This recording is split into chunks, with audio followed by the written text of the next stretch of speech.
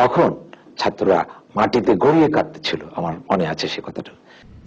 ছাত্র জনতা চূড়ান্ত দাবির মুখে শেখ মুজিব ২রা মার্চ ঢাকা এবং ৩রা মার্চ প্রদেশব্যাপী হরতাল আহ্বান করেন।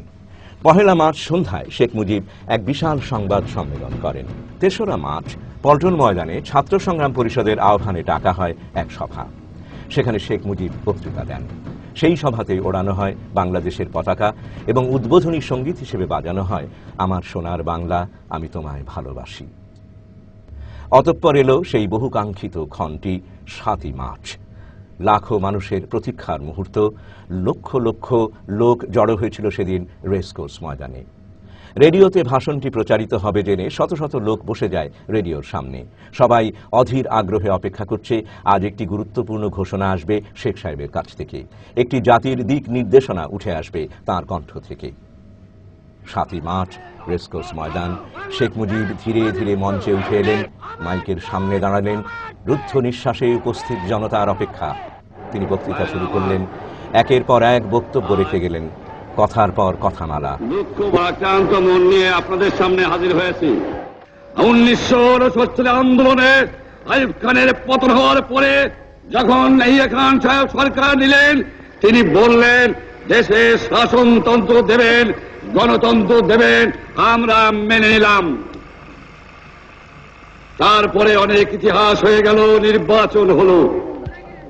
আপনারা জানেন দোষ কি আমাদের? আজকে আমি প্রেসিডেন্ট ইয়াহিয়া খান সাহেবের সঙ্গে দেখা করেছি, আপনারা জানেন, আলাপ আলোচনা করেছি। আমি শুধু বাংলার নয়, পাকিস্তানের মেজরিটি পার্টির নেতা হিসাবে তাকে অনুরোধ করলাম 15 ফেব্রুয়ারি তারিখে আপনি জাতীয় পরিষদের অধিবেশন দেন। তিনি আমার কথা রাখলেন না, তিনি রাখলেন ভুট্টো সাহেবের কথা। তিনি বললেন প্রথম সপ্তাহে মার্চ মাসে হবে, তিনি মানে নিলেন। আমরা বললাম ঠিক আছে, আমরা অ্যাসেম্বলিতে বসবো, আমরা আলোচনা করব। আমি বললাম বক্তৃতার মধ্যে অ্যাসেম্বলির মধ্যে আলোচনা করব। এমনকি আমি এ পর্যন্ত বললাম যদি কেউ ন্যায্য কথা বলে, আমরা সংখ্যায় বেশি হলেও একজন যদিও সে হয়, তার ন্যায্য কথা আমরা মেনে নেব। আসুন বসি, আমরা আলাপ করে শাসনতন্ত্র তৈরি করি। তারপরে হঠাৎ 1 তারিখে অ্যাসেম্বলি বন্ধ করে দেওয়া হলো। আমি পরিষ্কার মিটিংয়ে বলেছি যে এবারের সংগ্রাম আমার মুক্তির সংগ্রাম, এবারের সংগ্রাম স্বাধীনতার সংগ্রাম।